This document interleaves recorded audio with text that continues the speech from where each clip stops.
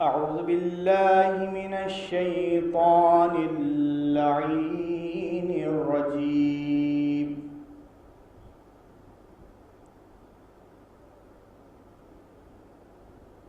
بسم الله الرحمن الرحيم.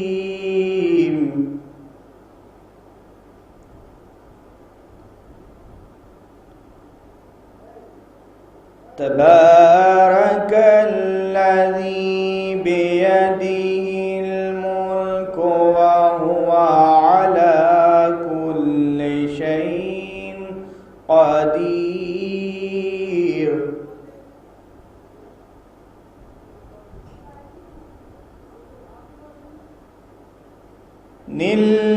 الذي خلق الموت والحياة ليبلوكم أيكم أحسن عملا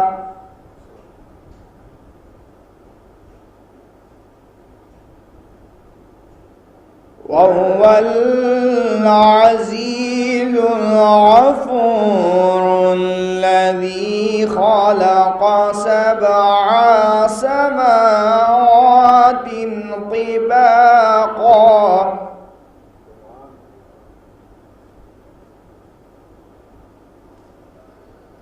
ما ترى في خلق الرحمن من تفاوت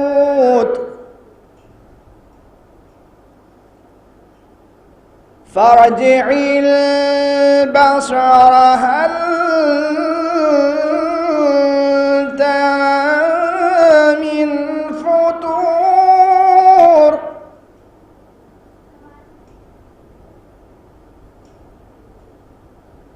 ثم ارجع البصر كرتين ينقلب إليك البصر خاسئا وهو حسير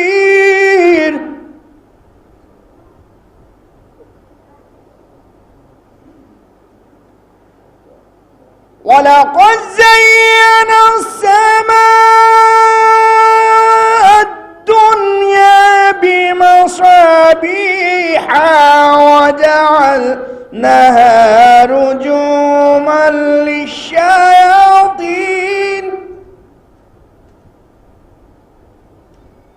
للشياطين وأعتدنا لهم عذاب السعير وللذين كفروا بربهم عذاب جهنم وبئس المصير إذا ألقوا فيها سمعوا لها شهيقا وهي تفور تكاد تميز من الغيظ كلما ألقي فيها فوج سألهم خزنتها ألم يأتكم نذير قالوا بلى قد جاءنا نذير فكذبنا وقلنا ما نزل الله من شيء إن أنتم إلا في ضلال كبير وقالوا لو كنا نسمع أو نعقل ما كنا في أصحاب السعير فاعترفوا بذنبهم فسحقا لأصحاب السعير إن الذين يخشون ربهم بالغيب لهم مغفرة وأجر كبير وأسروا قولكم أو اجهروا به إنه عليم بذات الصدور ألا يعلم من خلق وهو لطيف خبير. صدق الله العلي العظيم وصدق رسول النبي الكريم وصدق مولانا أمير المؤمنين علي بن أبي طالب. اللهم صل على محمد وآل محمد.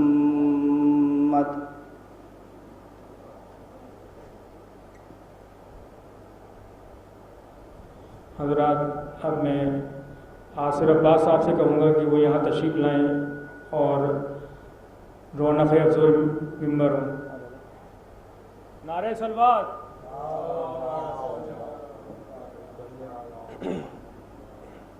ایک نعرہ صلوات.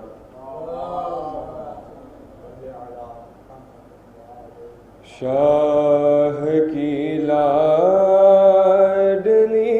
جب قیدیے زندان ہوئی، روئی گھبرائی بہت اور پریشان ہوئی، قید خانے کی گھٹن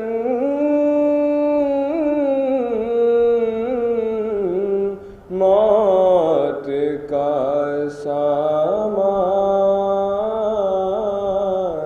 ہوئی، جان لگتا تھا کہ معصوم کی بے جان ہوئی، لاش شبیر کی مقتل میں تڑپ جاتی تھی، قید خانے سے جو بچی کی صدا آتی تھی. اب مجھے کوئی سکینہ نہیں کہتا بابا، قیدی کہتا ہے کوئی، قیدی کہتا ہے کوئی، کوئی یتیمہ بابا. اب مجھے کوئی سکینہ نہیں کہتا بابا. میں بیاں کیسے کروں اپنی مصیبت تم سے، کیا کروں اپنے تماچوں کی شکایت تم سے. سنتی ہوں دادی نے سنتی ہوں دادی نے کھایا تھا تماچا بابا. اب مجھے کوئی سکینہ نہیں کہتا بابا. نیل رخساروں پہ بینائی بھی جس کی کم ہو، عمر ہو 4 برس اور کمر میں غم ہو آپ نے دیکھی ہے کیا،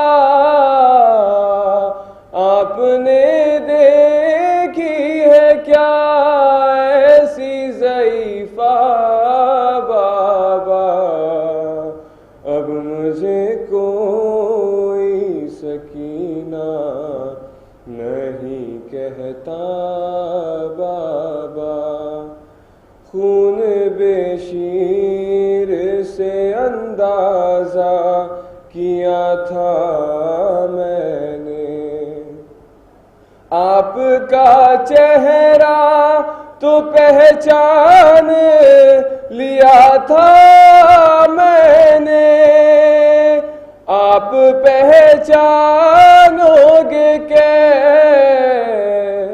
آپ پہچانو گے کیسے میرا چہرہ بابا، چہرہ بابا،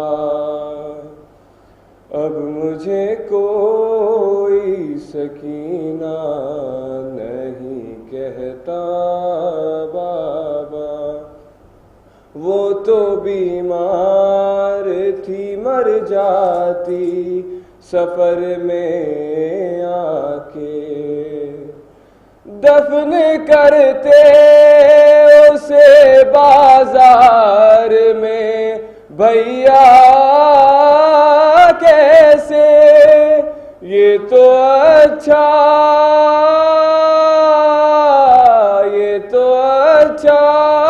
ہوا ہی نہیں صغرا بابا، صغرا بابا، اب مجھے کوئی سکینہ نہیں کہتا بابا۔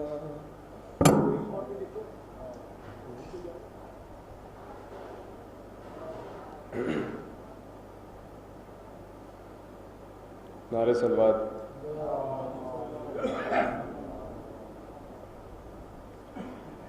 کہاں سے لائے گی دنیا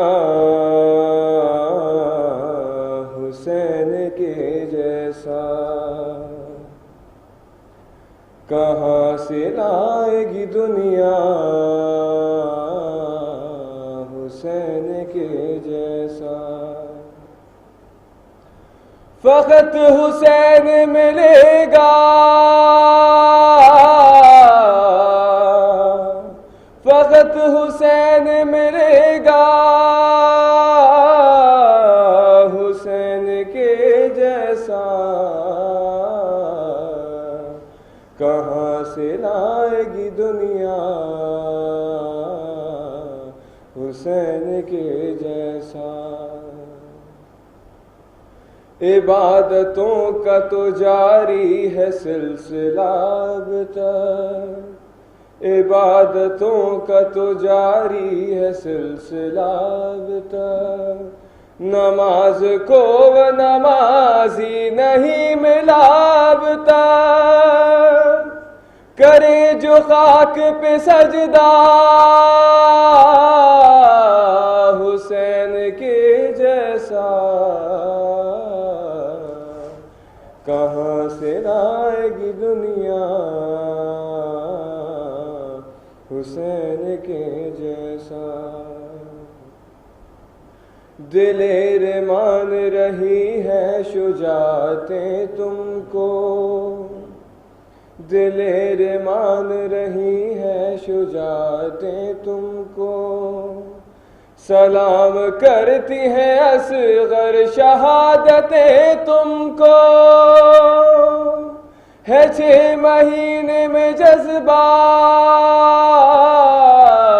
حسین کے جیسا، کہاں سے لائے گی دنیا حسین کے جیسا، خدا ہی جان کے عباس کیا ہے شان تیری، خدا ہی جان کے عباس کیا ہے شان تیری، یہ منزلت یہ سعادت کسے نصیب ہوئی تجھے سمجھتی ہے زہرا تجھے سمجھتی ہے زہرا حسین کے جیسا کہاں سے لائے گی دنیا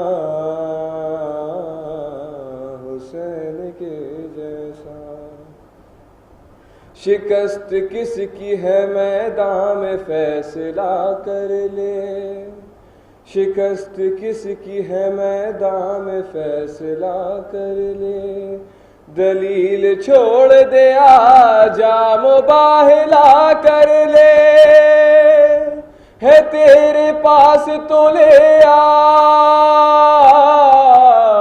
حسین کے جیسا کہاں سے لائے گی دنیا حسین کے جیسا کہاں سے لائے گی دنیا نعرہ صلوات مختار بھائی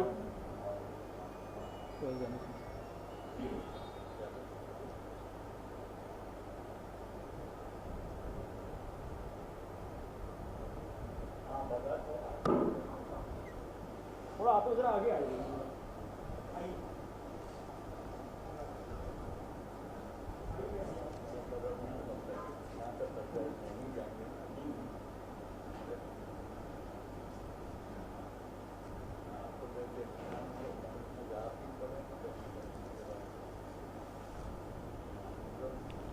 ایک صلوات محمد علیہ محمد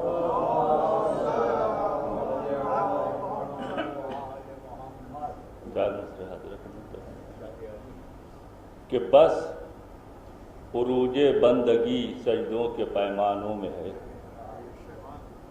بس عروج بندگی سجدوں کے پیمانوں میں ہے اور سجدوں کی ضمانت تعزیہ خانوں میں ہے اور سجدوں کی ضمانت تعزیہ خانوں میں ہے اور تیرے سجدے رائے گاہ ہیں دشمن سبط نبی تیرے سجدے رائے گاہ ہیں دشمن سبط نبی میرے سجدوں کی بقا تسبیح کے دانوں میں ہے میرے سجدوں کی بقا تسبیح کے دانوں میں ہے ایک صلوات بھیجیے محمد علیہ محمد چند شعر حضرت خدمت کروں سلام کہ نگاہ رب میں ازل سے ہیں جو سمائے ہوئے نگاہ رب میں ازل سے ہیں جو سمائے ہوئے انہی کے نام ہیں ہونٹوں پر ہم سجائے ہوئے انہی کے نام ہیں ہونٹوں پر ہم سجائے ہوئے اور شعر حاضر کرو ملاحظہ فرمائیں کہ سبق یہ ماں کے ہیں آغوش میں پڑھائے ہوئے سبق یہ ماں کے ہیں آغوش میں پڑھائے ہوئے کہ در حسین پر جاؤ تو سر جھکائے ہوئے سبق یہ ماں کے ہیں آغوش میں پڑھائے ہوئے در حسین پر جاؤ تو سر جھکائے ہوئے اور سبق جہاں میں یہ سیکھا ہے ہم نے فطرت سے سبق جہاں میں یہ سیکھا ہے ہم نے فطرت سے کہ در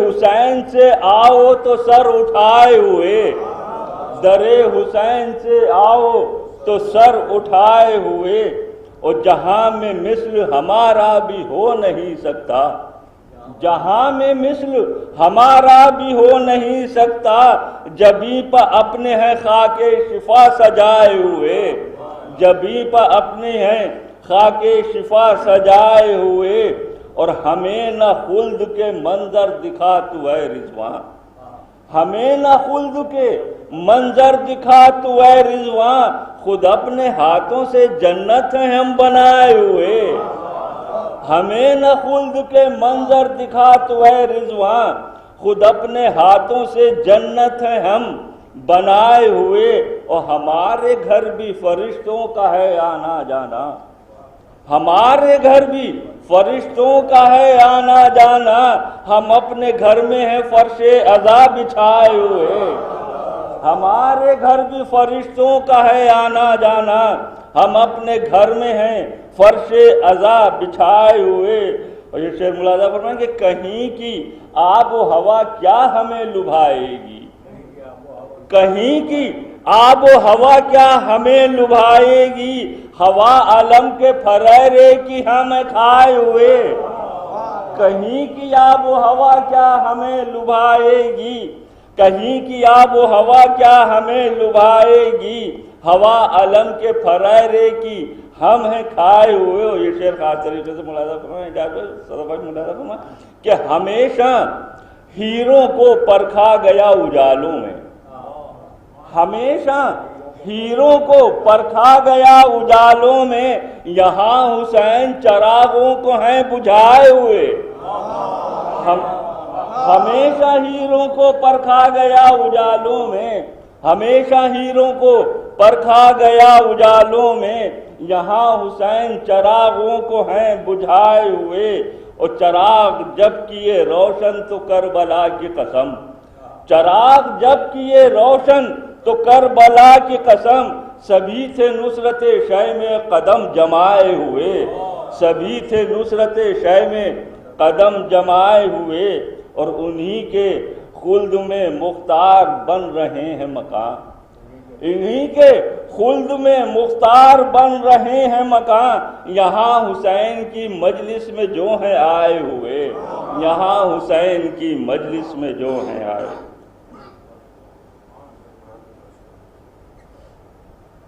میں اعجاز جاری صاحب سے کہوں گا کہ یہاں تشریف لائیں۔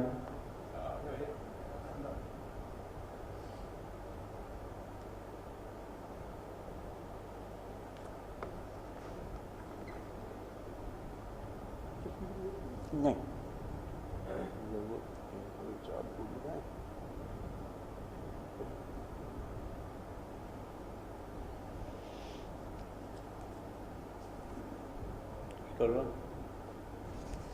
مرحومہ کے فرزندان کی قطع تاریخ کے سلسلے میں خصوصی خواہش تھی، اس لیے ان کی خواہش کی تکمیل میں چند اشعار قطع تاریخ کے، اس کے بعد ایصال ثواب کے نقطۂ نظر سے چند شعر سلام کے۔ دنیا سے ایک شہ کی عزادار اٹھ گئی، دنیا سے ایک شہ کی عزادار اٹھ گئی، جس نے سنا زبان پالایا وہ اپنی آہ، جس نے سنا زبان پالایا وہ اپنی آہ، اولاد بے قرار اعزاں ہے غم زدہ، اولاد بے قرار اعزاں ہے غم زدہ، ہے مومنہ کو ڈھونڈتی ہر ایک کی نگاہ، ہے مومنہ کو ڈھونڈتی ہر ایک کی نگاہ، مادر کا سایہ جو سر اولاد سے اٹھا، مادر کا سایہ جو سر اولاد سے اٹھا، راتوں کی طرح ان کے لیے دن ہوا سیاہ، راتوں کی طرح ان کے لیے دن ہوا سیاہ، اور ضم کر دیا حسین کے غم میں یہ اپنا غم، ضم کر دیا حسین کے غم میں یہ اپنا غم، فرش عزا نے دھو دیے جتنے بھی تھے گناہ، فرش عزا نے دھو دیے جتنے بھی تھے گناہ، اور آ جاتے کیوں نہ ساغر کوثر لیے ہوئے، آ جاتے کیوں نہ ساغر کوثر لیے ہوئے، دل میں لیے ہوئے تھی وہ اپنے علی کی چاہ، دل میں لیے ہوئے تھی، وہ تھے پدر مجاہد ملت کہیں جنہیں، وہ تھے پدر مجاہد ملت کہیں جنہیں، رہتی تھیں آنکھیں جن کے لیے سب کی فرش راہ رہتی تھی، اور لکھوں اگر نہ لکھ سکوں اوصاف مومنہ، لکھوں اگر نہ لکھ سکوں اوصاف مومنہ، اوصاف ایک ذات میں تھے جمع بے پناہ، اوصاف ایک ذات میں تھے جمع بے پناہ، اور حاصل اسے کنیزی زہرا کا تھا شرف، حاصل اسے کنیزی زہرا کا تھا شرف، ہمراہ کیوں نہ ہوتی فرشتوں کی پھر سپاہ، حاصل اسے کنیزی زہرا کا تھا شرف، ہمراہ کیوں نہ ہوتی فرشتوں کی پھر سپاہ۔ تاریخ جس میں کہ اعجاز لکھ دو مصرعِ تاریخ انتقال، اعجاز لکھ دو مصرعِ تاریخ انتقال، پرویزہ رضوی آ گئی قصر ارم میں واہ، اعجاز لکھ دو مصرعِ تاریخ انتقال، پرویزہ رضوی آ گئی قصر ارم میں واہ۔ بس ایک کلام کے چند شعر رسالہ ثواب کی غرض سے، غم شبیر کا سورج کبھی ڈھلنے نہ دیا، غم شبیر کا سورج کبھی ڈھلنے نہ دیا، زور اندھیروں کا کسی دور میں چلنے نہ دیا، زور اندھیروں کا کسی دور میں چلنے نہ دیا، اور پاؤں تو پاؤں ہیں اس ماتم شہ کے صدقے، پاؤں تو پاؤں ہیں اس ماتم شہ کے صدقے، ایک رویا بھی میرا آگ میں جلنے نہ دیا، ایک رویا بھی میرا، اور اس در فاطمہ زہرا پہ ہزاروں سلام، اس در فاطمہ زہرا پہ ہزاروں سلام، ملک الموت کے بھی زور کو چلنے نہ دیا، ملک الموت کے بھی زور کو چلنے نہ دیا، اور جہاں پہنچے وہاں دیوانے سرور کہلائے، جہاں پہنچے وہاں دیوانے سرور کہلائے، ہم نے مضمون کا عنوان بدلنے نہ دیا، ہم نے مضمون کا شعر ملاحظہ کہ دوستی ہم نے منافق سے کبھی کی ہی نہیں، دوستی ہم نے منافق سے کبھی کی ہی نہیں، آستینوں میں کبھی سانپ کو پلنے نہ دیا، دوستی ہم نے منافق سے کبھی کی ہی نہیں، آستینوں میں کبھی سانپ کو پلنے نہ دیا، اور قافلہ ماتم شبیر کا فتووں کی ہوا، قافلہ ماتم شبیر کا فتووں کی ہوا، اس کو رکنے نہ دیا اور اسے چلنے نہ دیا۔ قافلہ ماتم شبیر کا فتووں کی ہوا، اس کو رکنے نہ دیا اور اسے چلنے نہ دیا۔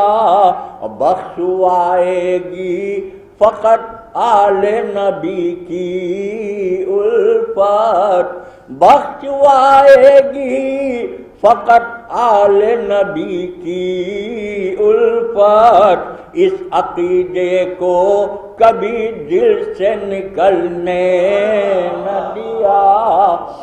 بخشوائے گی فقط آل نبی کی الفت، اس عقیدے کو کبھی دل سے نکلنے نہ دیا۔ اور کہا لیلا نے کہ اکبر کی بھی کرتی شادی، کہا لیلا نے کہ اکبر کی بھی کرتی شادی۔ موت نے ہائے یہ ارمان نکلنے نہ دیا، موت نے، اور جس میں خبریں چھپیں اعجاز خلاف شبیر، جس میں خبریں چھپیں اعجاز خلاف شبیر، شام کے ہم نے اس اخبار کو چلنے نہ دیا، شام کے ہم نے اس اخبار کو چلنے نہ دیا۔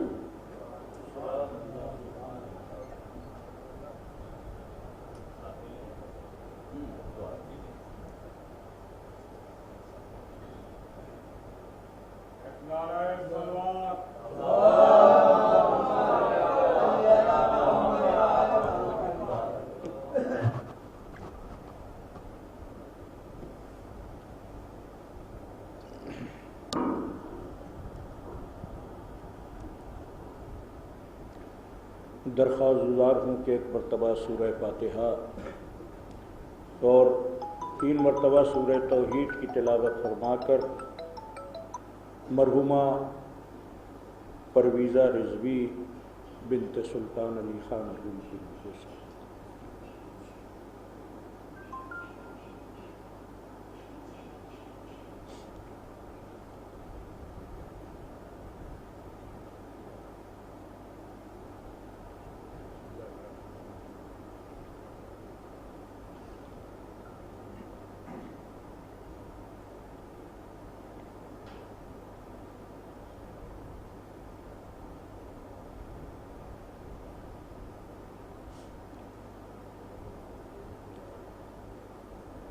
رحم اللہ من قرأ الفاتحہ۔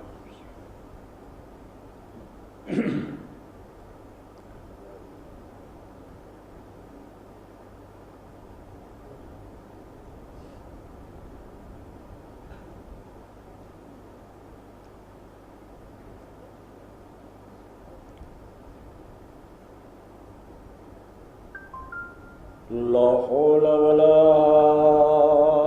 قوة إلا بالله العلي العظيم۔ أعوذ بالله السميع العليم من الشيطان اللعين الرجيم۔ بسم الله الرحمن الرحيم۔ الحمد لله رب العالمين، والصلاة والسلام على اشرف الانبیاء والمرسلین سیدنا ونبینا وشفیعنا ومولانا ومقتدعنا بالقاسم محمد صلی اللہ علیہ وسلم وآلہ الطیبین الطاہرین المعصومین الغر المیامین وَلَعْنَةُ اللَّهِ عَلَىٰ أَعْدَائِهِمْ وَمُنكِرِي فَضَائِلِهِمْ وَمَصَائِبِهِمْ وَغَاصِبِي حُقُوقِهِمْ أَجْمَعِينَ مِنْ لَيْلِنَا هَٰذِهِ إِلَىٰ قِيَامِ يَوْمِ الدِّينِ بسم اللہ الرحمن الرحیم رب اشرح لی صدری ویسر لی امری واحلل عقدۃ من لسانی یفقهوا قولی اما بعد فقد قال اللہ سبحانہ تبارک وتعالی فی کتابہ المبین وهو أصدق الصادقین وقولہ الحق بسم اللہ الرحمن الرحیم اعلموا انما الحیاۃ الدنیا لعب ولهو وزینۃ وتفاخر بینکم وتکاثر فی اموال واولاد صلوات بیت محمد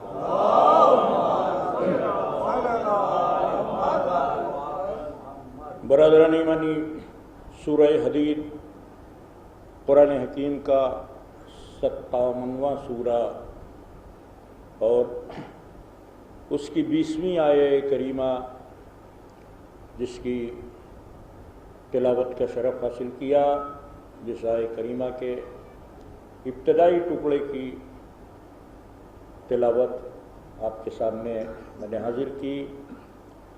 اس آیہ وافی ہدایہ میں اللہ رب العزت نے انسانی زندگی کا ایک خاکہ کھینچا ہے، کیونکہ ایک مرحومہ مغفورہ مومنہ شہدائے اہل بیت عزادارائے سید الشہداء کی ایصال ثواب کے لیے 40ویں کے عنوان سے اس مجلس کا انعقاد ہو رہا ہے، لہذا میں نے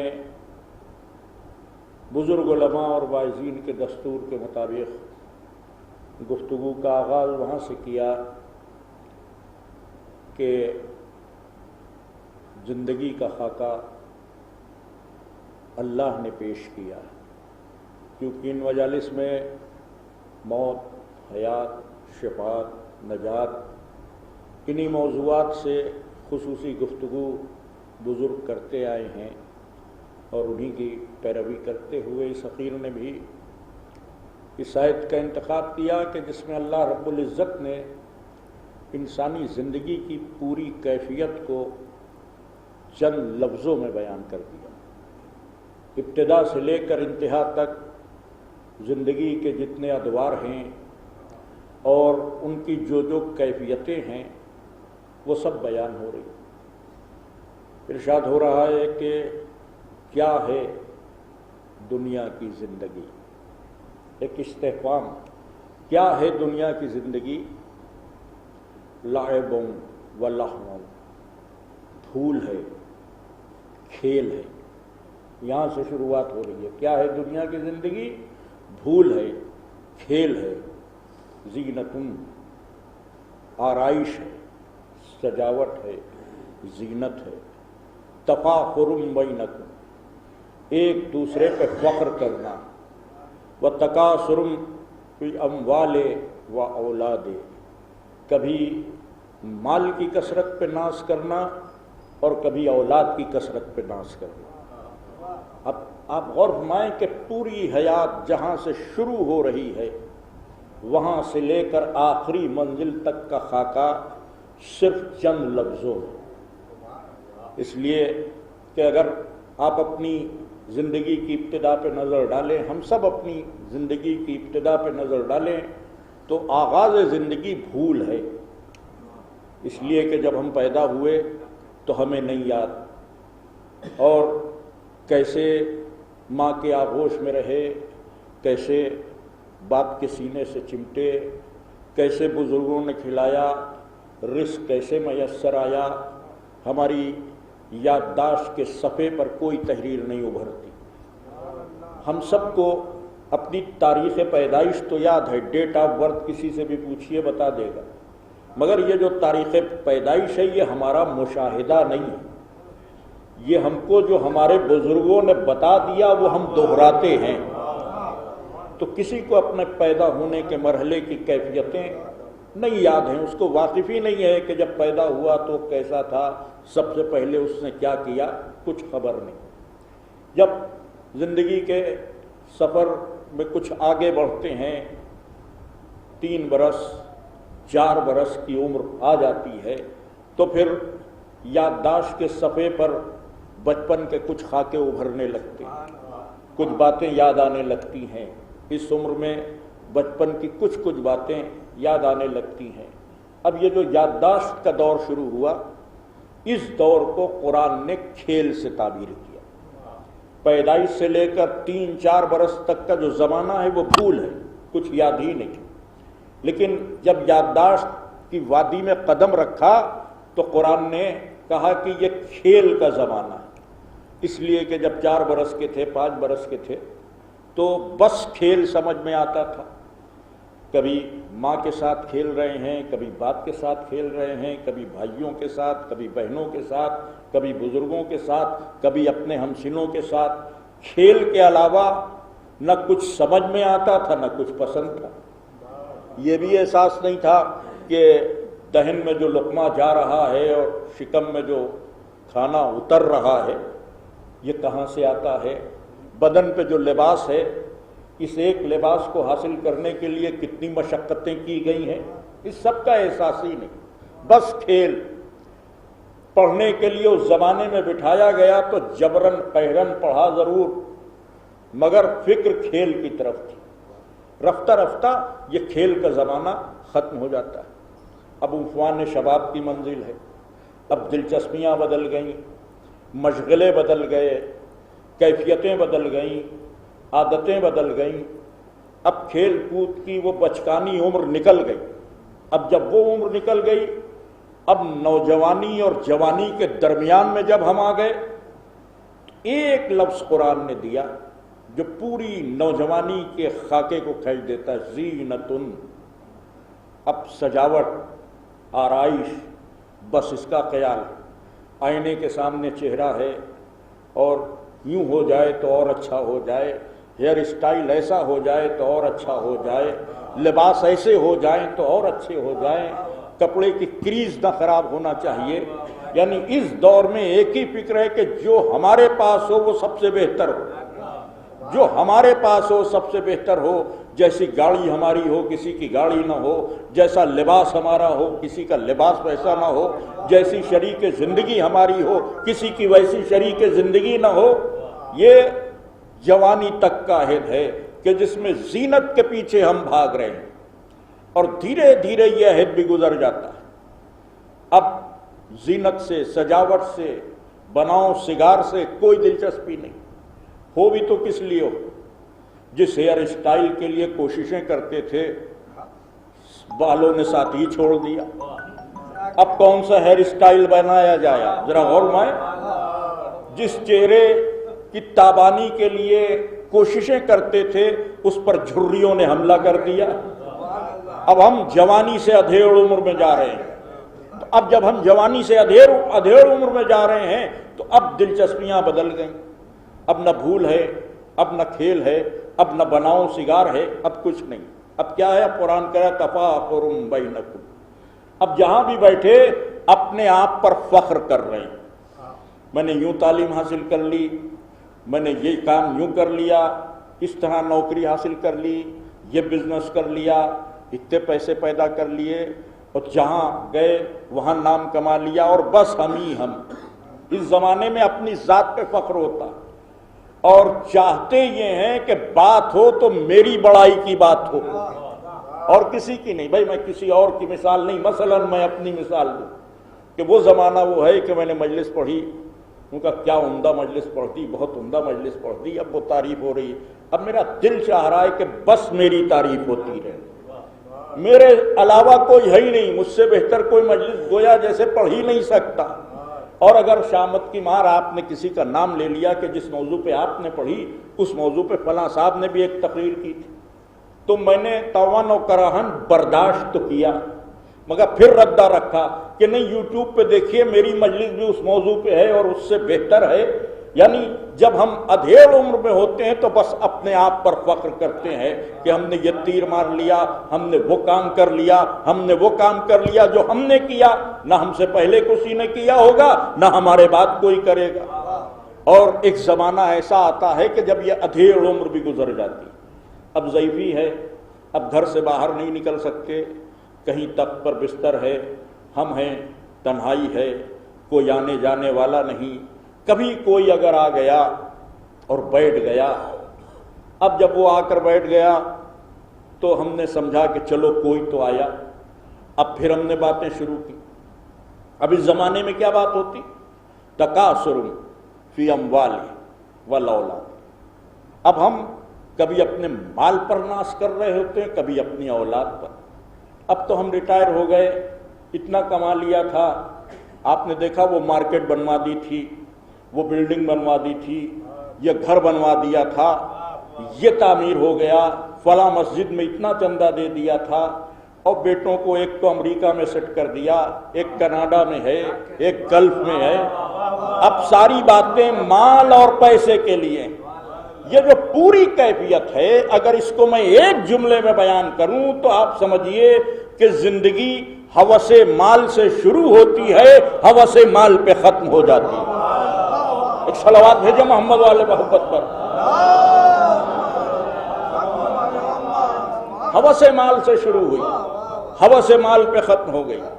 یہی زندگی کا لب لباب ہے, یہی خاکہ ہے کہ جو قرآن کریم کھینچ رہا. انسان آخر وقت تک مال کی ہوس کا اصل, آخر وقت تک کسی طرح سے مال ملتا رہے, دولت آتی رہے, اسی کے پیچھے بھاگ رہا. ذرا گرامی, یہیں سے اسلام آگے بڑھتا اور کہتا ہے کہ تمہیں مال کمانے سے نہیں روکا گیا, تمہیں مال کمانے سے نہیں روکا گیا. کماؤ مال, مگر مال کمانے کے بعد جمع نہ کرنا. مال کمانے کے بعد جمع نہ کرنا. دنیا جمع کرتی, ہم سے مطالبہ جمع کرنے کا نہیں ہے, خرچ کرنے کا. جمع کرنے والے اہل حکومت ہوتے ہیں, خرچ کرنے والے واقعی اہل اسلام جو خرچ کرنا جانتے. ہم جمع کرنے کے پیچھے بھاگتے. اسلام مومن کی پہچان کیا بتا رہا ہے؟ پہلے ہی پارے میں دوسرا سورہ, یہ کتاب ہدایت ہے متقین کے لیے. یہ کتاب ہدایت ہے متقین کے لیے. اب یہ متقین کون ہیں؟ یہ یؤمنون بالغیب. پہلی علامت کیا ہے متقین کی؟ غیب پہ ایمان رکھتے, وَيُقِيمُونَ الصَّلَاةَ, نمازوں کو قائم رکھتے, وَمِمَّا رَزَقْنَاهُمْ يُنْفِقُونَ, ہم جو رزق دیتے ہیں اس میں سے خرچ کرتے ہیں, انفاق کرتے ہیں, خرچ کرتے ہیں. اس کا مطلب یہ کہ اسلام جمع کرنے والوں کی مدح و ثنا نہیں کرتا, خرچ کرنے والوں کی مدح و ثنا کرتا. اور تاریخ اسلام میں جمع کرنے والے کردار بھی ہیں اور خرچ کرنے والے کردار بھی ہیں. تو مومن کی اور متقی کی پہچان یہ ہے کہ جو ہم دیتے ہیں اس میں سے خرچ کرتے ہیں. یہاں سے ایک تصور یہ بھی باطل کر دیا کہ جب ہم کماتے ہیں تو ہم سمجھتے ہیں ہم نے کمایا. یہ ہماری بھول ہے, ہم کماتے نہیں, وہ معطی عطا کر دیتا ہے. اس کی عطا ہوتی ہے تو ہمارے پاس دولت آتی ہے, اور وہ دولت دے کے بھی آزماتا ہے اور دولت لے کے بھی آزماتا ہے. کہ ہم جو عطا کرتے ہیں اس پہ سے خرچ کرتے ہیں. اس کا مطلب یہ کہ اسلام ان لوگوں کو پسند کرتا ہے جو خرچ کرتے ہیں.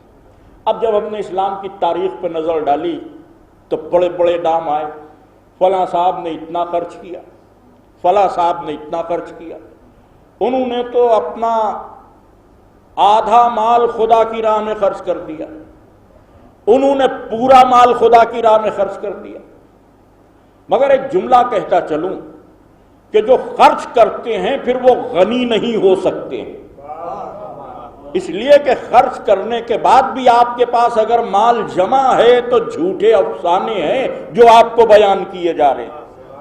اور پھر ایک چیلنج ہے, اور یہیں سے میرا موضوع شروع ہو رہا ہے.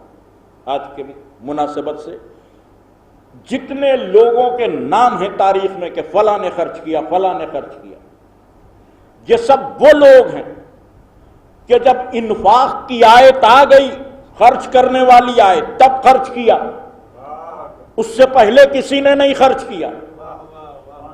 آیت آنے کے بعد خرچ کرنا اور ہے۔ سلام اس بی بی پر کہ جس نے آیت آنے سے پہلے خرچ کیا۔ ایک صلوات بھیجو محمد والے محمد پر۔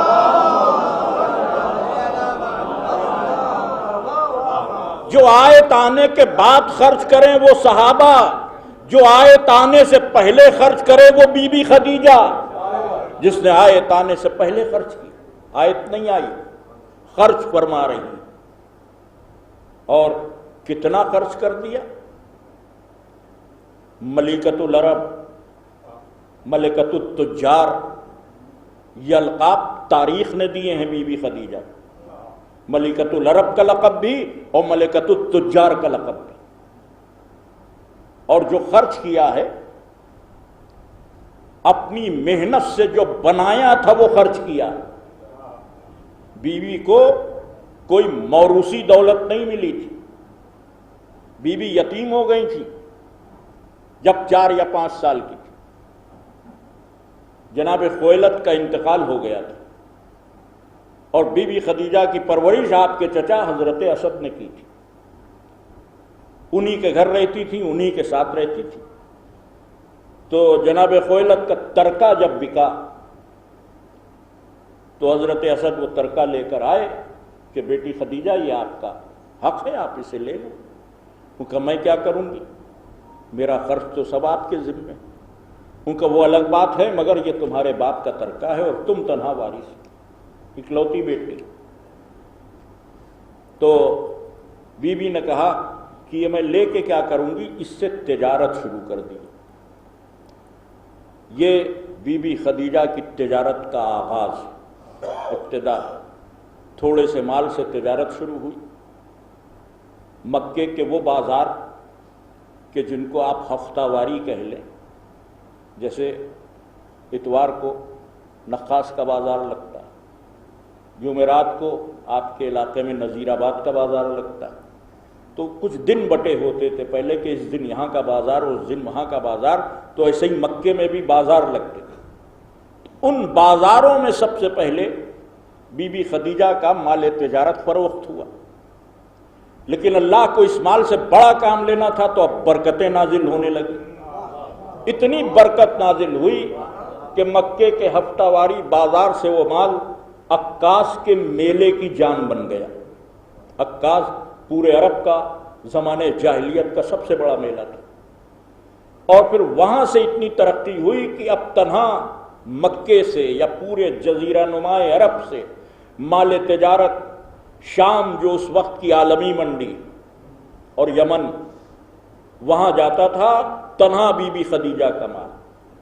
اور پھر یہ سچویشن بھی پیدا ہوئی کہ اس وقت تک مارکیٹ کے ریٹ اوپن نہیں ہوتے تھے جب تک بی بی کا مال فروخت نہیں ہو جاتا تھا۔ اتنی برکت اللہ نے عطا کی۔ ایسی صاحب ثروت بی بی کا نام ہے خدیجہ، اور پیغمبر اسلام سے عقد ہوا۔ پیغمبر مال خدیجہ لے کر جناب ابو طالب کے ساتھ گئے۔ راستے کے معجزات اور بی بی خدیجہ کے غلاموں کے جو ادراکات تھے ان سب نے بی بی کو متاثر کیا، اور جب متاثر کیا تو بی بی کو یہ محسوس ہو گیا کہ بچپن میں جو بشارت ہوئی تھی، جو خواب دیکھا تھا، اس کی تعبیر کا وقت آ گیا۔ اس لیے کہ بی بی اتنی مالدار تھی، مکے کا کوئی ایسا قبیلہ اور گھرانہ نہیں تھا کہ جہاں سے رشتہ نہ آیا۔ ہر گھرانے نے رشتہ بھیجا، مالداروں سے تو سبھی رشتہ جوڑنا چاہتے۔ بی بی نے ہر رشتے کو ٹھکرایا، اتنا ٹھکرایا کہ یہ بات عام ہو گئی کہ بی بی خدیجہ کو معاذ اللہ اپنی دولت پر غرور ہو گیا، اپنے برابر کسی کو نہیں سمجھتی، اسی لیے کوئی رشتہ نہیں قبول کر رہی۔ یہ سب افسانے تو بنی امیہ کے ہیں کہ تیسری شادی اور چوتھی شادی۔ اب ذرا غور میں یہ بنی امیہ کے عہد کے افسانے، اور بڑے زور و شور سے کہا جاتا ہے صاحب رسول کے عقد میں جب آئیں تو شادی ہو چکی تھی، کنواری تو بس ایک ہی بیوی رسول کو ملی، مسلمانوں کو بس ایک بیوی کا نام یاد ہے، ایک ہی بیوی ملی، مجھے یہ بتاؤ اس میں بیوی کا کیا شرف ہے؟ بھائی وہ کنواری رسول کے پاس آئیں، اس میں بیوی کا کیا شرف ہے؟ اور کہیے تو میں شرف بیان کروں کہ تنہا خدیجہ کا شرف ہے کہ جنہیں کنوارا رسول ملا، باقی تو کسی کا کوئی شرف ہی نہیں۔ ایک صلوات بھیجے محمد والے محمد۔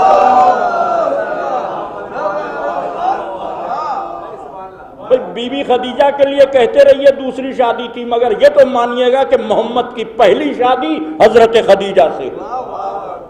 تو بی بی خدیجہ کے لیے سرکار ختمی مآب سب سے پہلے شوہر۔ تو بہرحال یہ بات مشہور تھی کہ بی بی مغرور ہو گئی، کسی کو خاطر میں نہیں لاتی اور اب کسی سے نہیں کرنا چاہے۔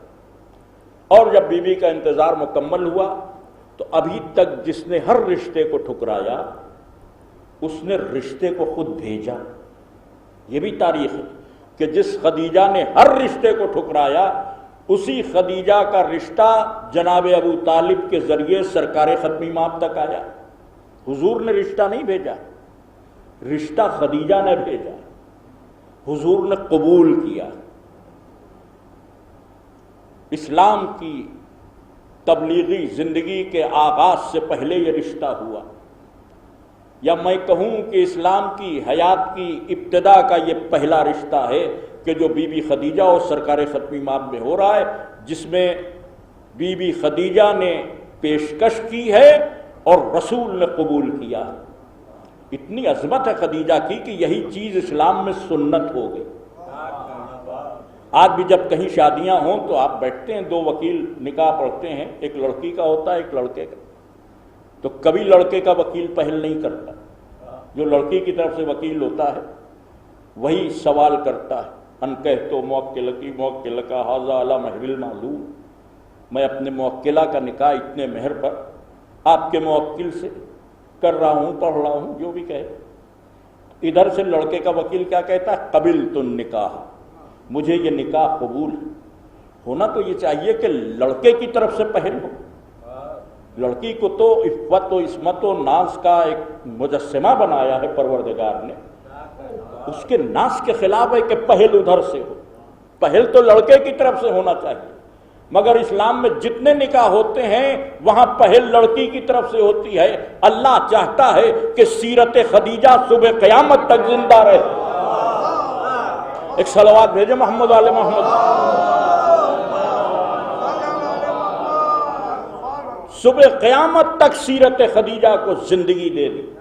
اور فرمائیے کہ پیغمبر نے قبول کیا، بی بی نے پیشکش کی، نکاح ہو گیا۔ جی چاہتا ہے ہاتھ جوڑوں اور بی بی کی خدمت میں یہ عرض کروں کہ بی بی آپ تھوڑا صبر کر لیں، رشتہ آئے گا ادھر سے، رسول بھیجیں گے۔ یہ بات اتنے دعوے سے میں اس لیے کہہ رہا ہوں کہ اللہ نے رحم خدیجہ کو استقرار نور زہرا کی منزل بنا دیا۔ اب اگر محمد کو فاطمہ کی ضرورت ہوگی تو در خدیجہ پر آئیں گے، آج نہیں تو کل آئیں گے۔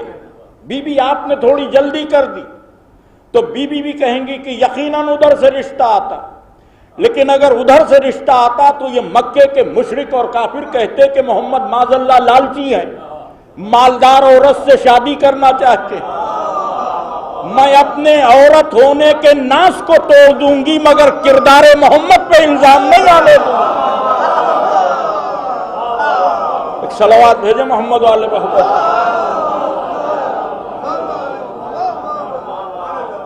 اور میں اس لیے بی بی نے پہل کی، اور جب بیاہ کر حضور کے گھر میں آئیں تو ساری دولت صرف کر دی اسلام کے لیے، اس لیے کہ مکے میں جو مسلمان ہوتا تھا اس کا سوشل بائیکاٹ ہو جاتا تھا۔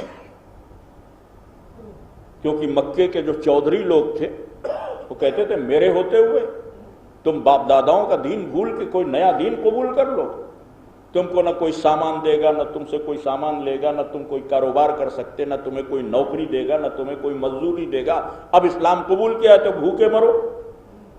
یہ صورتحال تھی ان ابتدائی مسلمانوں کی۔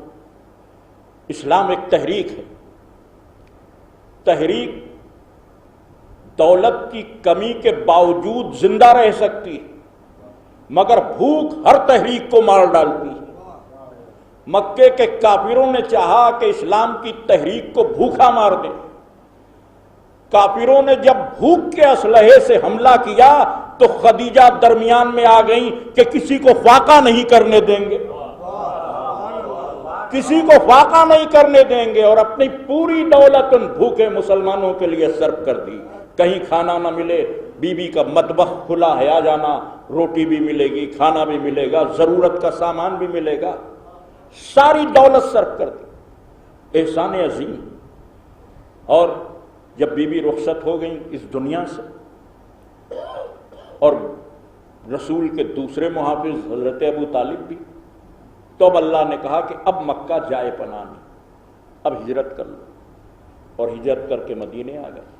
مگر بی بی کا احسان زندہ ہے، اس احسان کو اللہ نے ادا کروایا، اس لیے کہ مدینے آ کر حالات تو بدلے، دولت نہیں آئی۔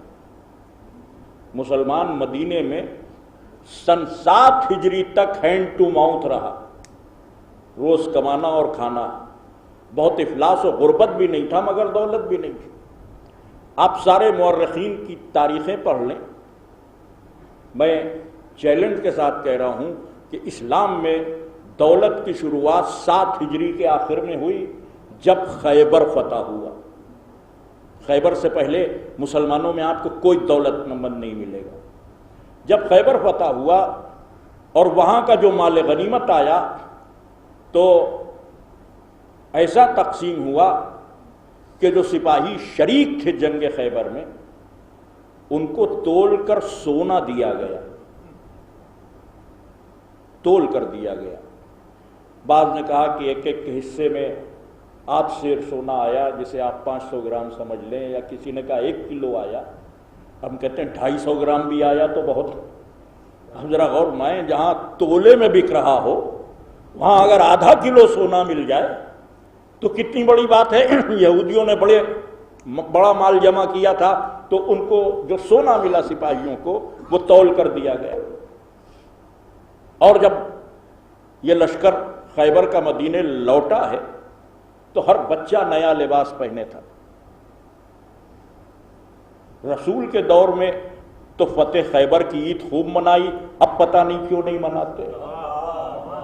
ہر بچہ نیا لباس پہنے مدینے میں ٹہل رہا تھا، کیونکہ آج مخلوق الحال مسلمان دولت مند ہو گیا تھا۔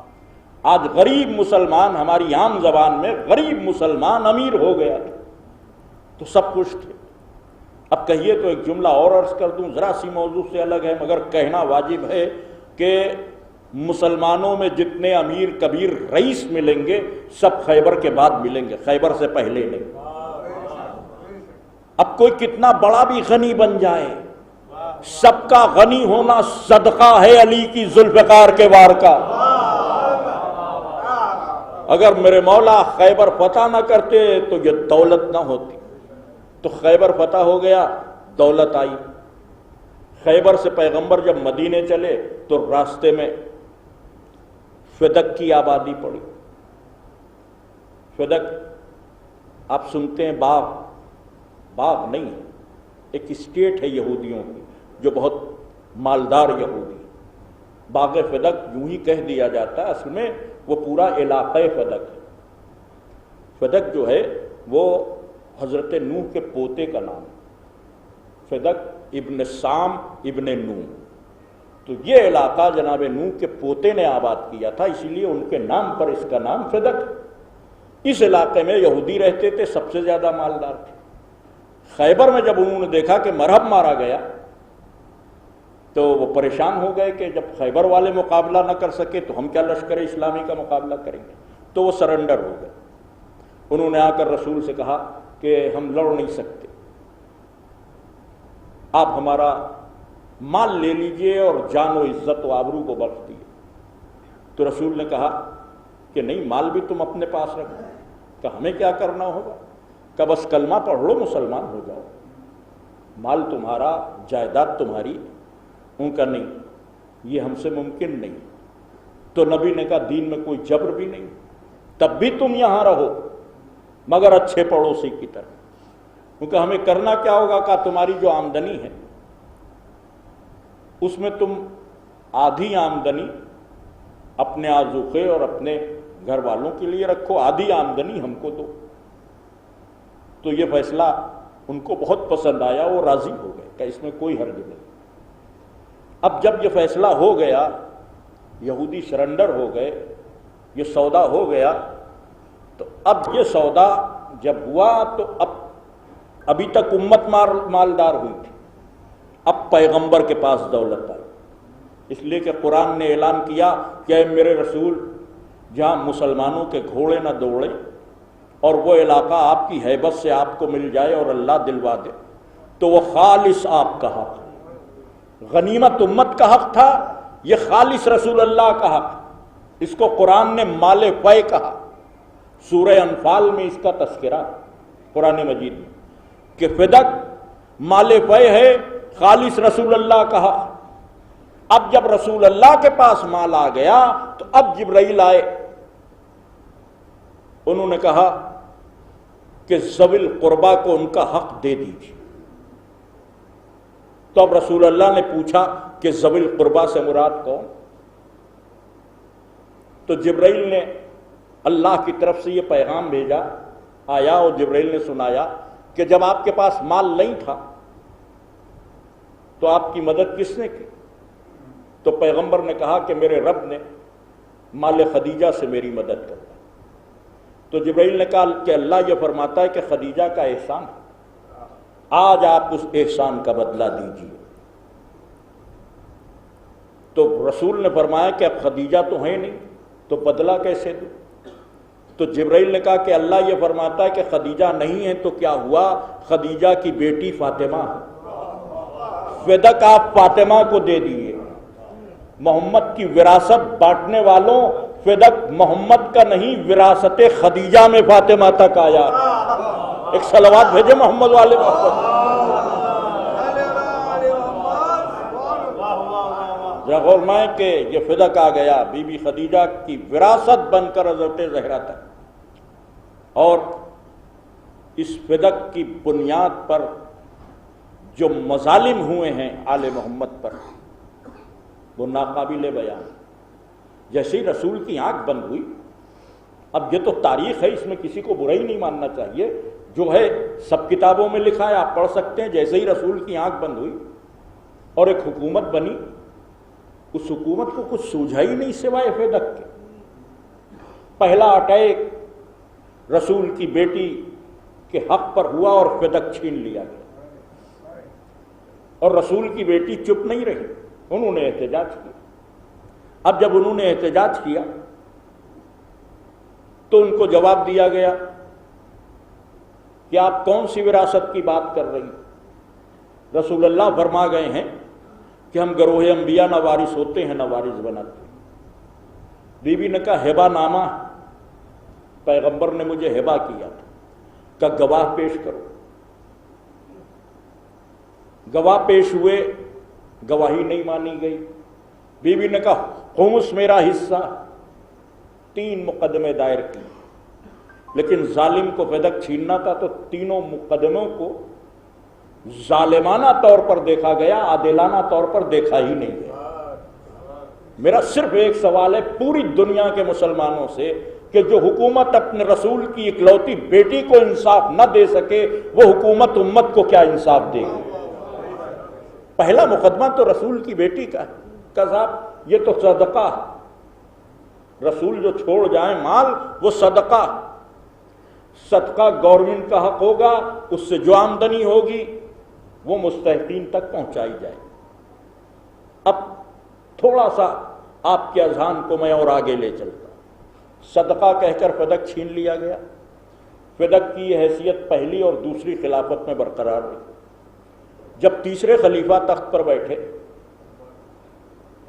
عثمان بن عفان، تو انہوں نے یہ فدق جو عثمان بن عفان کے پاس آیا تو انہوں نے اپنے داماد مروان کو دے دیا۔ مروان وہ کہ جس کو اس کے باپ کو رسول اللہ نے مدینے سے نکالا تھا، انہی نے مدینہ بلایا اور رسول سے یہ انتقام لیا کہ ان کی بیٹی کا حق مروان کو دے دیا۔ وہ فدق جو صدقہ تھا، گورنمنٹ کی پراپرٹی تھا، وہ فدق اب پرسنل پراپرٹی بن گیا۔ اب ہم شیعوں کا کوئی مسئلہ ہی نہیں، اب مسلمان طے کریں کہ پہلے نے کہا صدقہ ہے حکومت کے پاس رہے گا، تیسرے نے کہا کہ مروان کے پاس رہے گا، پرسنل پراپرٹی ہے۔ اب تم ہمیں یہ بتا دو کہ پہلے کو جھوٹا کہو گے کہ تیسرے کو؟ اس لیے کہ کوئی ایک جھوٹا ضرور ہے اور کوئی انکار نہیں کر سکتا، یہ ہسٹوریکل فیکٹ۔ مروان کے پاس آیا اور بہت دن رہا، پھر عمر ابن عبدالعزیز نے، بنی امیہ کا خلیفہ، اس نے مروان سے خرید کر یہ فدق پانچویں امام کی خدمت میں پیش کیا۔ پانچویں امام نے لینے سے انکار کر دیا، تو اس نے امام حسن کے کچھ بچوں کو فدق دے دیا، اور جیسے ہی حشام آیا اس نے پھر چھین لیا۔ پھر یہ فدق حکومت کے پاس رہا، یہاں تک کہ بنی عباس کا دور آ گیا، بنی امیہ ختم ہو گئے۔ تو ہارون رشید نے امام موسیٰ کاظم علیہ السلام سے کہا، آپ لوگ فدق کا بہت چرچا کرتے ہیں، ہم آپ کو فدق واپس کر دیں گے، صرف آپ اس کے حدود بتائیے۔ تو ساتویں امام نے کہا تیرے بس میں نہیں ہے واپس کر، تو واپس نہیں کر سکتا، کہ نہیں آپ بتائیے ہم واپس کریں گے۔ تو اب جو امام نے حدود بتائے وہ حدود یہ تھے کہ فدق کی ایک سرحد سندھ تک آتی ہے، ایک سرحد دریائے فارس تک آتی ہے، ایک سرحد روم کی سلطنت سے ملتی ہے۔ اب جو یہ حدود بتائے تو تاریخ کہتی ہے کہ ہارون رشید تخت پر اٹھتا تھا اور بیٹھتا تھا کہ ہم سب آپ کو دے دیں گے تو ہمیں کیا بچے گا؟ تو امام نے کہا ہم پہلے ہی کہہ رہے تھے کہ یہ کام تیرے بس کا نہیں ہے۔ اسی جرم پر اس نے امام کو زندگی بھر زندان میں رکھا۔ تو امام جو زندان میں ہے تو فدق کے لیے بولے تھے، اس لیے ساتویں امام کی زندگی قید خانے میں کٹ گئی۔ آپ ذرا سا محسوس کیجئے۔ اب سوال یہ ہے کہ جب فدق رسول کے دور میں آیا تو واقعی اتنا بڑا نہیں تھا، سلطنت ہی نہیں تھی۔ یہ امام پوری حدود سلطنت کو کیوں گنوا رہے ہیں؟ امام صرف یہ سمجھانا چاہتے ہیں کہ سیدہ زہرا کا فدق کا دعویٰ برائے فدق نہیں تھا، برائے ولایت علی تھا، فدق کے لیے نہیں تھا۔ باغ جنت کی جو مالکہ ہو اس کو باغ فدق کی پرواہ نہیں تھی، وہ یہ چاہتی تھی کہ علی کا حق ملے، اور اسی سیرت پر ساتویں امام نے عمل کیا۔ مامون رشید جب آیا تو اس نے 50 علماء طلب کیے اپنے دربار میں اور مناظرہ کیا اور فدق کے حق پہ بات کی۔ علماء کو شکست ہوئی، سب نے یہ تسلیم کیا کہ فدق سیدہ زہرا کا حق۔ تو اب مامون رشید نے ایک خط لکھا، ایک ہبہ نامہ کہیے، کچھ بھی کہیے، ایک لیٹر تیار کیا جس میں یہ لکھا، یہ مامون رشید کے جملے ہیں جو ثقیفائی سلسلے سے خلیفہ۔ اس نے لکھا کہ علماء سے بحث کے بعد یہ بات طے ہو گئی کہ فدق سیدہ زہرا کا حق تھا جو بظلم ان سے چھین لیا گیا۔ یہ بظلم کا جملہ مامون رشید نے لکھا، بظلم ان سے چھین لیا گیا، ہم آج اس کو واپس کرتے ہیں۔ 8ویں امام نے لینے سے انکار کیا تو مامون رشید نے پھر امام حسن کی نسل کے کچھ لوگوں کو وہ فدق دیا۔ مامون رشید کے بعد جب متوکل کا دور آیا تو یہ فدق پھر چھین لیا گیا، اور پھر اب جو بنی عباس کے دور میں آخری بار یہ فدق چھینا گیا تو تب سے آج تک واپس نہ آیا۔ ایسا نہیں ہے کہ واپس نہیں آئے گا، جب وارث فدق ظہور فرمائیں گے تو ایک ایک گھٹلی کا حساب ہو جائے گا، لیکن سیدہ زہرا کے ساتھ یہ ظلم ہوا۔ میراث خدیجہ کو لوٹ لیا گیا۔ بس میں نے گفتگو تمام کر دی، باتیں تو بہت سی تھیں لیکن وقت ہی نہیں ہے، اس کے بعد بھی مجلس ہے، آپ کو بھی دوسری مجلسوں میں جانا ہے، پھر کبھی انشاءاللہ کسی مجلس میں گفتگو ہوگی تو پورے تسلسل کے ساتھ بات عرض کی جائے گی کہ فدق ہے کیا۔ یعنی فدق سیدہ زہرا کا بطول نے طلب کیا، اور جب بطول نے طلب کیا ہے تو آپ سمجھیں کہ بطول معصومہ، نہ ان کی طلب غلط ہو سکتی، نہ ان کا سوال غلط ہو سکتا۔ یہ بات تو پورا عالم اسلام جانتا ہے کہ سیدہ زہرا سے غلطی نہیں ہوتی، سیدہ زہرا سے غلطی نہیں ہوتی۔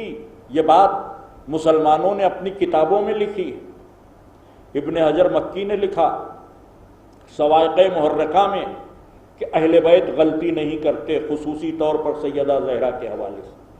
اس بات کو امام مسلم نے تحریر کیا کہ اہل بیت سے خطا نہیں ہوتی۔ اس بات کو محدثوں نے اپنی کتابوں میں لکھا، حاکم نیشاپوری نے لکھا، معین الدین کبیر نے اس بات کو تحریر کیا، جدید دور کے جو علماء ہیں وہ بھی اس بات کو مانتے ہیں۔ حد یہ ہے کہ تحفہ اثنا عشریہ جیسی زہریلی کتاب لکھنے والا عبدالعزیز محدث دہلوی بھی کہتا ہے کہ ہم سنیوں کا عقیدہ ہے کہ اہل بیت غلطی نہیں کرتے، حضرت زہرا سے خطا نہیں ہوتی۔ اب ذرا غور مائیں کہ تم کو معلوم ہے کہ بی بی سے خطا نہیں ہوتی، اب تھوڑے سے بدنسب آصف یا اشرف جلالی جیسے پیدا ہو جائیں تو ان کی بات اور، ورنہ خطا بی بی سے نہیں ہے۔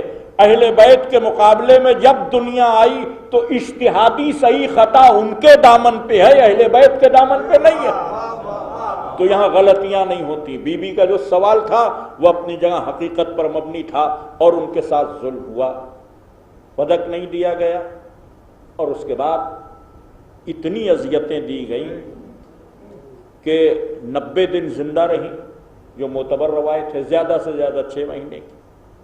اس 90 دن میں قبر رسول پر بیٹھ کر مسلسل یہ مرثیہ پڑھا کہ بابا آپ کے بعد وہ مصیبتیں پڑیں کہ دنوں پر پڑتی تو تاریخ راتوں میں بدل جاتی۔ یعنی ایک جناب زہرا کی کنیز کے اصالے ثواب کی مجلس، بی بی سیدہ کی کنیز مرحومہ اس دنیا میں نہیں ہے، اور وابستگان کے لیے، متعلقین کے لیے سخت مرحلہ ہے۔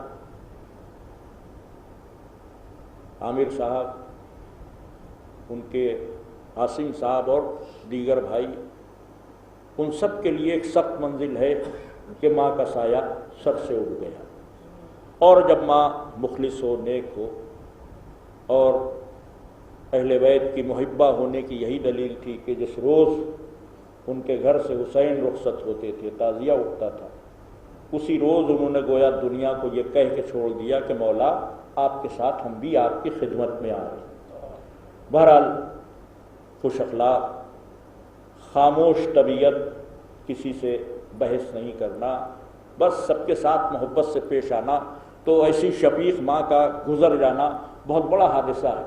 میں عامر بھائی کی خدمت میں، عاصم کی خدمت میں، ان کے چھوٹے بھائی کی خدمت میں عرض کروں گا کہ بڑی شفیق تھی آپ کی ماں، لیکن جیسی ماں سیدہ ہیں ویسی دنیا میں کوئی ماں نہیں ہو سکتی۔ آپ کو جب اپنی ماں یاد آئیں تو آپ مولا حسین کی ماں کو یاد کر لیجیے، اور ان کی یاد میں جو آنسو آپ کو بہیں گے تو آپ کی والدہ کے ایصال ثواب میں بے پناہ اضافے کا سبب بنیں گے۔ بس گفتگو مکمل ہو گئی۔ سیدہ زہرا ایک ماں بھی ہیں، ایک بیٹی بھی ہیں، ایک زوجہ بھی ہیں، اور جس وقت اس دنیا سے رخصت ہوئی تو بڑے کرب کے عالم۔ ایک دن جناب امیر نے دیکھا کہ بی بی کے کام کرنے کا دن نہیں ہے اور بی بی کام کر رہی ہیں، تو فرمایا کہ آج تو فضہ کے کام کرنے کا روز ہے، اور ایک وقت میں آپ کئی کام کر رہی ہیں، آخر کیا وجہ ہے؟ تو زندگی میں پہلی بار، اس جملے کے درد کو کاش آپ محسوس کر سکیں کہ زندگی میں پہلی بار فاطمہ نے فرمایا کہ ابو الحسن میرے پاس آ کے بیٹھ جائیے، اس لیے کہ کبھی کچھ کہنا ہوتا تھا تو خود جاتی تھی، جناب امیر کے پاس خود جاتی تھی، لیکن شاید پسلیوں میں اتنا درد تھا کہ خود اٹھ کے نہ جا سکی. فرمایا ابوالحسن میرے پاس آ کے بیٹھ جائیے, آپ سے کچھ وصیتیں کرنا. عزیزان گرامی, بی بی فاطمہ نے جناب امیر کو بلایا, اور جب جناب امیر بیٹھ گئے تو بی بی نے وصیتیں کی کہ آج رات کو میں نے بابا کو خواب میں دیکھا, آج آخری روز ہے میرا, میں چاہتی ہوں کہ آخری بار اپنے بچوں کی خدمت کر لوں. اور پھر غسل و کفن کے لیے وصیت کی کہ مجھے آپ ہی غسل دیں گے, مجھے میرے لباس میں غسل دیا جائے گا, میری میت میں بہت لوگوں کو نہ بلایا جائے. اور 4 نام لیے کہ یہ 4 لوگ تو بالکل نہ آنے پائے. 2 مرد تھے اور 2 عورتیں تھیں. یہ 4 نام بی بی سیدہ نے لیے کہ یہ میری میت میں ہرگز نہ آنے پائیں. رات کی تاریکی میں میرا جنازہ پردہ شب میں اٹھایا جائے. اور دیگر جو وصیتیں تھیں وہ وصیتیں کر چکی, تو اب اپنے بچوں کے لیے وصیتیں. فرمایا کہ ابوالحسن میرے بچے بہت چھوٹے ہیں, میرے بعد بڑی تنہائی محسوس کریں گے. ابوالحسن میرے بچوں کا خیال رکھیے گا, ان کو تنہائی کا احساس نہ ہونے دیجیے گا. بچوں کے لیے وصیتیں کی. اور پھر روایت میں ملتا ہے کہ 2 خصوصی وصیتیں مولا حسین کے لیے. گرامی فرمایا کہ ابوالحسن آپ کو معلوم ہے کہ مجھے حسین کی آنکھوں کے آنسو نہیں گوارا. ابوالحسن کوشش کیجئے گا کہ میرے بعد میرا حسین رونے نہ پائے. اے بی بی, جس حسین کے آنسو نہیں گوارا وہ کربلا میں کہہ رہا تھا نا قتیل الابرا, ارے مجھے رلا رلا کر مارا گیا. بی بی فریاد کربلا میں آ کر شہزادے کے آنسوؤں کا مظاہرہ آپ کے پیش نظر. جزاکم ربکم خیرن جزا, خدا کسی غم میں نہ رلائے سوائے غم مظلوم کربلا کے. دوسری وصیت کی کہ ابوالحسن ایک بات کا میرے بات خصوصی خیال رکھیے گا کہ میرے سب بچوں میں سب سے زیادہ پیاس حسین کو لگتی. بی بی نے پالا ہے نا تو مشاہدہ ہے, میرے سب بچوں میں سب سے زیادہ پیاس حسین کو لگتی ہے. میں روز رات کو حسین کے سرہانے پانی کا ظرف رکھ دیتی ہوں کہ میرے بچے کو پیاس لگے تو کوئی تکلیف نہ ہو, میرے بعد یہ سلسلہ ترک نہ ہو. حسین کے سوتے وقت سرہانے پانی کا ظرف ضرور رکھا جائے. اے بی بی, جس حسین کی پیاس کا اتنا خیال ہے, کربلا میں اتنا پیاسا ہے کہ جب علی اکبر نے کہا بابا پیاس مارے ڈالتی ہے, کہا میرے دہن میں زبان دو. جیسے ہی علی اکبر نے زبان ڈالی گھبرا کر واپس کھینچ لی. بابا آپ تو مجھ سے زیادہ پیاسے ہیں, آپ کی زبان میں کانٹے پڑے ہیں. جزاکم ربکم خیرن جزا. یہ وصیتیں فرمائیں. مولا متقیان گھر سے باہر گئے. کچھ دیر میں بی بی اس دنیا سے رخصت ہو گئیں. حسب وصیت سب معاملات مولا متقیان نے انجام دیے. صحن میں جنازے کو رکھ دیا, بچوں کو بلایا, آؤ اپنی ماں سے رخصت ہو لو. بچے روتے ہوئے آئے. بی بی زینب روتی ہوئی آئی, اماں خدا حافظ. آنکھوں میں آنسو دیکھ کر علی نے سینے سے لگایا, زینب رویا نہ کر, تو روتی ہے تو تیرے باپ کا کلیجہ پھٹتا ہے. اے آقا, جس زینب کے رونے سے آپ کا کلیجہ پھٹتا ہے, ایک دن ایسا آئے گا کہ لوگ اس کے رونے پہ بھی پابندی لگائیں گے. جب روئے گی تو تازیانے لگائے جائیں گے. جزاکم ربکم خیرن جزا. عزیزان گرامی, سب بچے رخصت ہوئے. آقا حسین ایک کونے میں سر جھکائے کھڑے ہیں. مولا نے کہا میرے لال حسین کیا ماں کو خدا حافظ نہ کہو گے؟ کہا اماں نے عادت ڈالی ہے کہ جب بلاتی ہیں تب میں آتا ہوں. جب اماں بلائیں گی تو حسین آئے گا. مریم جب دنیا سے جا رہی تھی تو عیسیٰ کو سینے سے لگایا تھا. میری ماں مرتبے میں مریم سے کم تو نہیں ہے. ابھی یہ بات فرمائی تھی کہ بندے کفن ٹوٹے, آواز آئی آ میرے حسین میرے قریب آ جا. زہرا کے سینے پہ سر رکھ کے شہزادے نے رونا شروع کیا. جبرائیل نے آ کر علی سے کہا کہ ملائکہ سماوات میں کوہرام برپا ہے, حسین کو جدا کر دیجئے سیدہ سے. آہستہ سے جدا کیا, سر پہ ہاتھ پھیرا, کہا اٹھ جاؤ میرے شہزادے, ماں کو خدا حافظ کہو. میں کہوں گا مولا 5 برس کے آپ بھی تھے جب آپ کو آپ کی مادر گرامی کی میت سے جدا کیا گیا. 5 برس کی آپ کی بیٹی بھی تھی کہ جب آپ کی میت سے اس کو جدا کیا گیا, لیکن آپ کو جدا کرنے والا آپ کا بابا علی تھا. جب آپ کی بیٹی کو آپ کے لاش سے جدا کیا جائے گا تو تماچے مارنے والے ظالمین موجود رہیں گے. جزاکم ربکم خیرن جزا، رو لیے، آپ کی آنکھوں میں آنسو آ گئے، یہی بہترین ایصال ثواب ہے۔ مجلس مکمل ہو گئی، اٹھے حسین، آہستہ سے آواز دی کہ اماں آج تم نے بلایا میں آ گیا، اماں جب میں بلاؤں تم بھی آ جانا۔ کس وقت مولا حسین نے بی بی کو پکارا؟ جب سوکھے گلے پر خنجر چل رہا تھا، تمام انبیاء میدان کربلا سے جا رہے تھے، کوئی شہادت کے اس منظر کو دیکھ نہ پا رہا تھا کہ کٹتے گلے سے ایک آواز آئی، اماں فاطمہ تم مجھے چھوڑ کر نہ چلی جانا۔ علی نے زہرا کے بازوؤں کو تھاما، الا قتل الحسین بکربلا، الا ذبح الحسین، الا لعنۃ اللہ علی القوم الظالمین، سیعلم الذین ظلموا ای منقلب ینقلبون، انا للہ و انا الیہ راجعون۔ آپ حضرات سے درخواست ہے کہ ایک مرتبہ سورہ فاتحہ اور 3 مرتبہ سورہ توحید کی تلاوت فرما کر مرحومہ پرویزہ رضوی بنت سلطان علی خان مرحوم کی رکوع شامل۔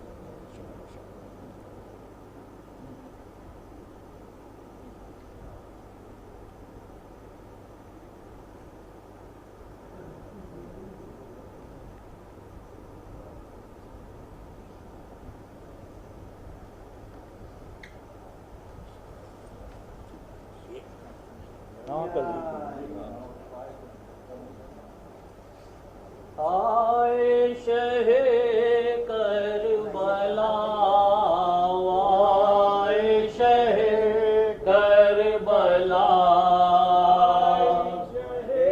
کربلا، آئے شہ کربلا، نو شہ زمن سے